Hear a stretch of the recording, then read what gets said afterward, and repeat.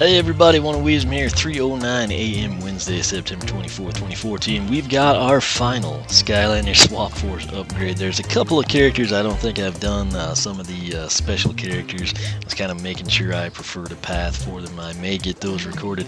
Regardless, I've showcased all of the new landers and all of the Swappers paths for you, with the exception of Drilla, but I was told by several viewers that I took the best path, so it is what it is. If he ever goes on sale, I'll probably grab a second one custom painted. That said, like I mentioned, we've got Anchors Away Gill Grunt here. We just did Blizzard Chill. I go alphabetically. Now, something I do like about Gill Grunt in this game is his jump mechanics. Pretty cool. Of course, he's Anchors Away Gill Grunt. That reminds you of the Anchor Cannon, which was his soul gem on the SSA Series 1 figure. The Wow Pow kind of ties in to Anchor Management. Or, I'm sorry, the Anchor Cannon, at least it looks that way. I honestly believe Water Weaver's the better path for this guy. I plan to take it with Series 4 Tidal Wave Gill Grunt. I preferred that path in Giants because the pose seemed to dictate it. And now, since the pose seems to dictate, you do stuff with a harpoon gun, I'm going to go back to Harpooner. So, I've made up my mind that, again, I just have one Anchors Away Gill Grunt, just like Chill. So it is what it is. But if something ever changes, I get a second one, I'll showcase that for you. But for now, we're going to stick with Harpooner. So that said, speaking of harpoons, his primary attack, it's one of the classics in the game. It hits really hard. I mean, for being a box stock attack, you're doing 40 to 60, but it's got that lag in there. And then you think, okay, well, surely the secondary attack takes care of that. Not really. 20 to 30, and that thing will only run for 3 seconds, and then it recharges. Now, in SSA and even in Giants, you can find pockets of water you can stand in. In fact, let's run down here. And it would keep you charged, and you can kind of take advantage of that. Well, I guess that's not deep enough. But they kind of took away the water, and that sucks for people like me that remember things, because you could do that to manipulate Gill Grunt. Stump Smash, he could regen his health in water. A couple other characters had water specific things, but again, 40 to 60 primary, 20 to 30 with the Power Hose box stock. We're going to come in here and walk you through these. Again, I've got the 18 Wing Sapphires max discount. What you need for base upgrades, a path, a soul gem, and a Wow Pow is a grand total of 12,088. We're going to start with barbed harpoons for 320. Harpoons deal more damage.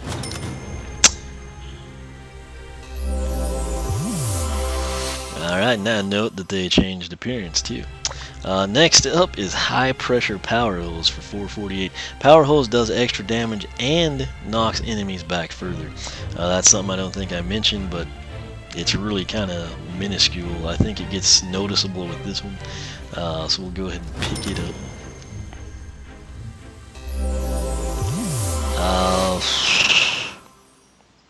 I may wait on Harpoon Repeater. No, let's do these two and then I'll showcase it. So, we're doing 40 to 60, and we're now doing 45. So plus 5, that would put us at half of 45 would be 22 and a half, which is 23, which is 68. And then High Pressure Hose. Did we get 4 seconds there? Let me fully reload. Nope. Okay.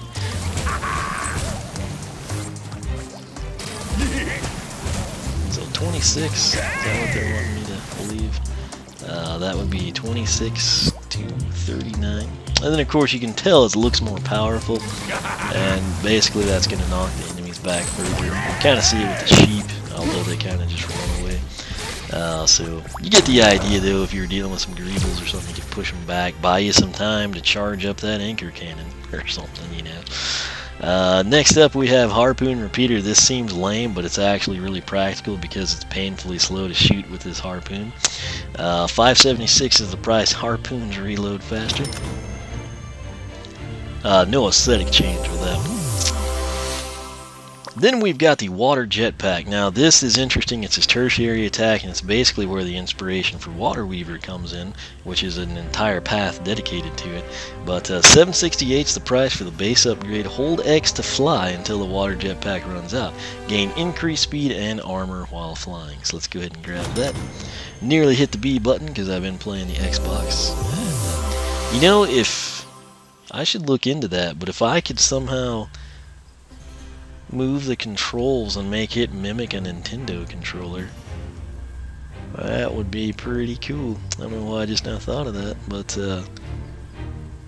if I have $60 laying around sometime, I'm gonna go chop up an X-Bone controller, see what I can't do. I'm pretty handy with electrical stuff, so who knows. That said, as I mentioned, I personally think Water Weaver's the better path. For a lot of rookies and, you know, like I don't know, really just rookies or people that prefer it. I mean, Harpooner, I would recommend. It's an easier path to master. I mean, it's one of those things, it's just, you know what it is and it's easy to execute. Water Weaver, you have to use Water Weaver, of course. If you never use it, don't take it. But once you've compared the two paths, I think it's easy to see why myself and many others would advise Water Weaver. But like I said, this to me, he's holding the cannon, it's got the anchor management going on. It reminds me of the Soul Gem from SSA. A little bit of nostalgia comes in. I'm doing Harpooner. So we're going to further develop Gill Grunt's Harpoon gun attack. So let's select that. May hold out. I want to showcase this stuff to you. So the jetpack, he's actually really quick with it. It's just if you don't have Water Weaver, it's almost like not functional. I'm even in the water here and it's not going to let me recharge. What else did we get? The Harpoon Repeater. It's a difference, but it's not a like game breaker. You know, it's almost like, wow. Does it really reload faster type situation? So nonetheless, that kind of gets taken care of here. Quadrant harpoons for 1133. Harpoons deal even more increased damage.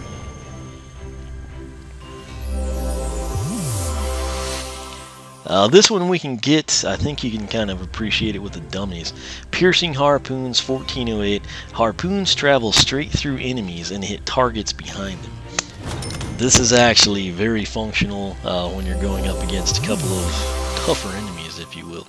So we'll back out now. We were sitting at, what?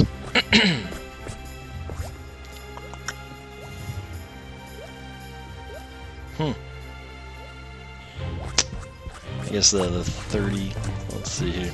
I didn't actually write anything down. Reload slightly faster. That's literally what I'm typing in the spreadsheet. Water jetpack, fly with extra. Quadrant harpoons. Let's see what we're going to be doing here. We were sitting off 45 to 68, and they're now doing significant damage. So basically 50 to 75 on the quadrant harpoons. And now if I actually line this up correctly, you will see the harpoon go through the dummy, and if it doesn't hit the sheep, it would hit. There you see, I mean, we got 3 of them in a row there. So you can appreciate the awesomeness that that allows. And that's actually a really good place to showcase it. So travels through and hits other enemies. And once again, just for good measure, great range on it, and it does equilateral damage. It doesn't like drop down as it progresses. It's going to hit at the full 50, possibly a critical hit. So nice little upgrade there. Then triple shot harpoon for 1920. Shoot 3 harpoons at once. This is probably the most desired amongst people that prefer Harpooner, or probably what gets you to take it. You think, okay, well, okay, if I could shoot 3 at once, that would be impressive. And I think that was probably my logic in SSA. And generally with that logic, you're not disappointed because you get what you think you're getting. There's no room for like disappointment. Anchor cannon, the Soul Gem price is $25.60. Hold Y to charge the anchor cannon. We can go ahead and get that. Now pay close attention to Gill Grunt here. I think he will change appearance. I don't quite know how or what. Maybe it'll just be the harpoon gun. I don't know. You know what? Let's actually wait on the WoW Pal. Just to play it safe. I want to make sure we get all this stuff. And it doesn't like increase our damage across the board or something unexpectedly. So triple shot harpoon. The only downside to this one is it's kind of like a late fan out, and so it doesn't cover as much area as it could, but it's still way better than just shooting one at a time. I mean, you could kind of be off a little bit and still take an enemy down while you correct your angle. And then what I tend to do, kind of soften them up if they get too close or I've approached too quick, then I can blast them back and then shoot. And as bonus content, here's this. That was a 100, so 1 Mississippi 2, basically 2 seconds. And it's going to be basically a 100 to 150. That sounds like he's saying hey, hey, hey. So, another bonus. 3 harpoons at once. Anchor cannon, we're going to do 100 to 150. And 1 Mississippi 2. Yeah, it's really about 2 seconds because the sides of the anchor have to come in. So 2-second charge is denoted. And we're now going to jet over here. Again, pay attention to what he looks like here. I assume something's going to change. I don't quite know what. And he may be one of the ones that doesn't really change. I don't know. But let's come in and get anchor management. Price is $3,200. Charge up the anchor cannon, which is our soul gem, and press A to do special damage. So I guess this is going to be a 2-button deal again. So we're going to go ahead and buy that. Doesn't look like he changes any. Cinder had that like slight change of skin color. Yeah, he's pretty much like he was. I don't know, maybe the gun got like some double barrel gold stuff going on. I didn't really see that earlier, but if he has any change at all, it's very minuscule. So let's go ahead and kind of check this out. We still got our triple shots, the Pierce 50 to 77. Nice, very nice range actually. I mean, you can kind of pick up on that here.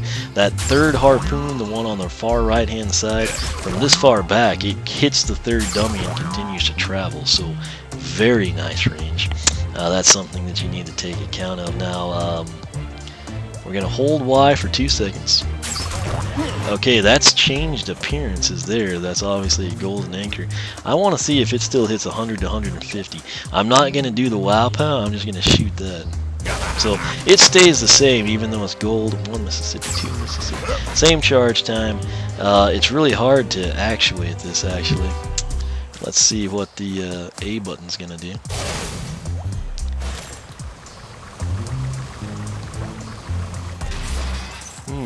Not sure how I feel about that.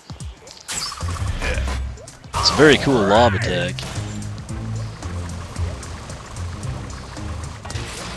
So I'm thinking 6 shots there.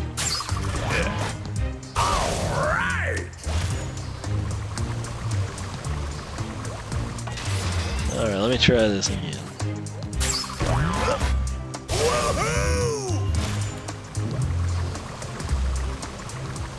Alright, here's what I'm getting. Anchor management 20 to 40 on impact.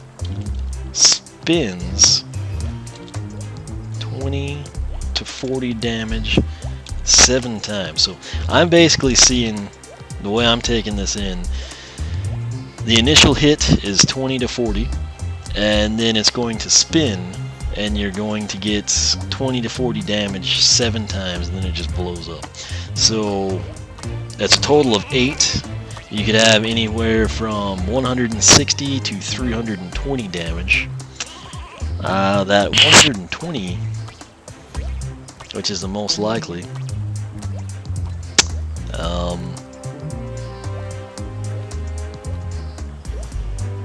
no wait, 8 would actually be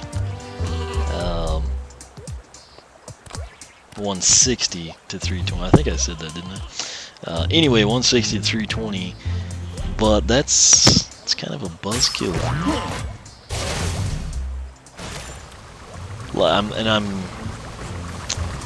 I don't know, man. I kind of prefer just the anchor cannon because it does 100 to 150. You know, and so if we do 100, like if this was what I envisioned with anchor management, would be the initial lob where the whole anchor hits the enemy or the target, does the same 100 to 150, and then the anchor spins and you'd have 7 or 8 rounds of 20 to 40 damage, and I wouldn't be complaining if that was the case. But the fact that our 100 to 150 hit gets nerfed down to 20 to 40 is a really big disappointment, actually. Let's see here. Let's see what the strategy guide says. Lob attack, obviously we picked up on that, in a blender, obviously. Where the anchor hits the ground, it sends out a large shockwave. I don't know about that. Then begins to spin. Any enemy caught by the spinning anchor is dazed for a few seconds, so that's a perk. A nice benefit is that you can use it to retire areas. Yeah, but it's not hitting as hard as the Soul Gem, and the Wild Pile is supposed to be better than the Soul Gem. So I don't know, I guess there'd be a shockwave, maybe that would knock enemies back, but I guess the main thing, you can see the sheep there, it does daze enemies, so let me actually make note of that. Also dazes enemies. But my issue, it's cool, I think it's neat to see, it's just I personally think it would have been like better if it did the 100 to 150 damage and then spun and did the blender thing and you got the 7 rounds of 20 to 40. That would result in me complaining about it, nothing, basically. I'd be content, I'd say, okay, that's cool. As is, though, leaves a bit to be desired when the Soul Gem was hitting basically 5 times harder. I mean, 20 times 5 is 100, so take that for what you will. But like I said, interestingly enough, Gill Grunt is back in Trap Team as a Series 4 character. He's the only Series 4 we know of. Now, we do have, we know Spyro is back as an Eon's Elite. That's not Series 4. We know there's Spry. We know there's Gill Grunt. So theoretically, in addition to Gill Grunt, I meant to say Trigger Snappy. So we've got Spry and Trigger Snappy. Eon's Elite is going to be Spyro. We don't know who the tech one is. But the bottom line is the only Series 4 that we know of, and that for all intents and purposes there might be, is Tidal Wave Gill Grunt. So he's kind of in uncharted waters there. And it's interesting that they chose him over all the other options, not only in Series 4, but just like to get some of the others, a Series 2 or a Series 3. So we'll see how that goes, but I can promise you what I'll do with Tidal Wave Gill Grunt is actually take Water Weaver. That way I've kind of kept a balance of both paths, if you will. Water Weaver's the path I prefer, but something I wanted to do as bonus content, since this is kind of the final upgrade session.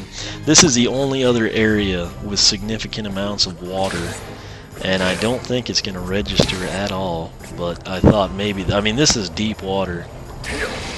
That should have been programmed into the game. I'm sorry. I'd understand in a little, I really don't, but like in this type of water flow in Woodboro, you know how that doesn't fill us back up the meter, you know. I'd be okay with that, but like this little puddle here under the fish statue, this thing, I mean, it's like almost over his eyes. It's up to his gills, literally. He should be, you know, just staying full on that. So I mean, even the water cannon doesn't do it, and I mean it's so deep the water cannon doesn't even shoot out from the pit. I mean, you can kind of see what I'm talking about. But, like I'm hoping in Trap Team that's something they kind of bring back, you know. I always enjoyed those little elements, and I mean it used to be the way it worked, you needed water characters to get through the water unless you had Spyro or Whirlwind or Sonic Boom or someone that could fly over the water. In Giants it wasn't as big of a deal, and then I mean here in Swap Force it's like, you know, we don't need that. You can go through that stuff. You don't need to fly. You don't need a water type. It was just something that added like extra little character to the game that I sincerely appreciated. And like this right here is a perfect example. I'd be okay with this not keeping us charged, even though it seems like it should. But when we're in a bath, I mean, a freaking, like, we're about to drown and we don't be able to power the water cannon, not too stoked with that. So that said, I mean, this is it. It's been a long journey. We got it done. This is, like I said, the 24th of September. So in typical fashion, I've got this stuff done in time, just barely in time, but I got it done. Again, why do I do things the way I do? Number one, in Swap Force, there were so freaking many new characters. We're talking, you've got the, basically 2 new per element core Skylanders, so that's 16, and then you've got 2 swappers per element, which is 16, and then you've got like variant versions of each of those. There's a reason why like Series 3 Gill Grunt wasn't used much, and it's because I'm sitting there, it's like, okay, I want to check out Washbuckler.